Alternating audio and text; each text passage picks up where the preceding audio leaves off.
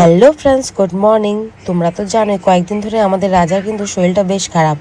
ও রক্ত পায়খানা করছে। তো ডাক্তারকে ডাকা হয়েছিল, ডাক্তার ওষুধ লিখে দিয়েছে, সেই অনুসারেই আমাদের রাজাকে ওষুধ খাওয়াচ্ছি। এখন কিন্তু রাজা বেশ সুস্থই আছে।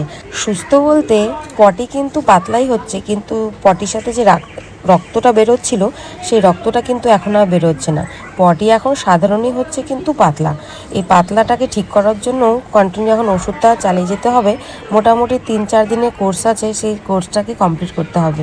আবার ডাক্তার বলেছে এই ওষুধটা খাইয়ে যদি পটি নর্মাল না হয় তাহলে আবার ডাক্তারকে ফোন করতে, ডাক্তার এসে তারপরে কিন্তু স্যালাইন দেবে। বাচ্চাটা কিন্তু অনেকটাই ছোট, সেই জন্য আর ডাক্তার রিস্ক নিল না। প্রথমে বললো ওষুধটা খাইয়ে দেখো কত তাড়াতাড়ি সুস্থ হয়ে যায়, যদি সুস্থ না হয় তারপর তো স্যালাইন চালাতেই হবে, তাহলে আর উপায় নেই। আর যেহেতু খুবই ছোট তাই আর রিস্ক নিল না। আমরা ভাবলাম না ঠিকই আছে, আগে ওষুধটা খাইয়েই দেখি কি হয়। তারপর আমরা তো প্রচণ্ডই ভয় পেয়ে গেছিলাম, কারণ এর আগে চঞ্চলার বাচ্চাটা মারা গেছে। তাই ভাবছি বাচ্চাটা যেন কিছু না হয়, তাহলে কিন্তু গরুটা একদমই নষ্ট হয়ে যায়, বাচ্চার কিছু হলে পারে। সেই জন্য গরুর সাথে সাথে বাচ্চার যত্নটাও অতি প্রয়োজন। এখন কিন্তু আমাদের সুন্দরী অনেক ভালোই আছে, সুস্থই আছে। ও সারাদিন মাঠে ঘুরে বেড়ায়।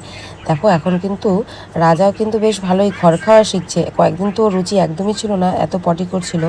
এখন সুন্দরীকে দেখে দেখে ও একটু খাওয়া শিখছে। মানে বলে না, একটা বাচ্চা যখন আরেকটা বাচ্চাকে দেখে তখন ওকে দেখে কিন্তু খাওয়া শুরু করে। ঠিক গরু বাছুরদের ক্ষেত্রেও তাই। ও দেখছি সুন্দরী খাচ্ছে, এখন সুন্দরীকে দেখে দেখে রাজও খাওয়া শুরু করেছে। তো এটা দেখে খুব ভালো লাগছে। আর দুজনে এখন একটু মিল হয়েছে। কখনো কখনো ওরা মারপিট করে, কখনো কখনো মিলে থাকে। জিনিসটা দেখতে বেশ ভালোই লাগে। দুজনে একই সমান হয়ে গেছে। আমাদের সুন্দরী কিন্তু 3 মাস পার করে 4 মাসে পা দিয়েছে। আর আমাদের রাজাবাবুর মাত্র 1 মাস হলো, কিন্তু দেখো দেখে মনে হচ্ছে রাজাই বড় আর সুন্দরীই ছোট।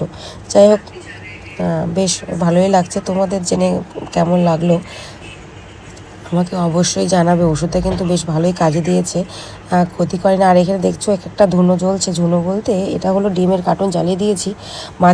মাছিগুলো এত অত্যাচার করছে বাছুরগুলোকে, বেচারগুলো দাঁড়িয়ে থাকতে পারছে না। সেই জন্য ডিমের কার্টন ছিল, সেগুলাই ধরে দিয়েছি। দুইজনে আরাম করে খাচ্ছে, খেলছে, আর হলো মানে হাঁটাহাঁটি করছে, থাকতে পারছে দাঁড়িয়ে।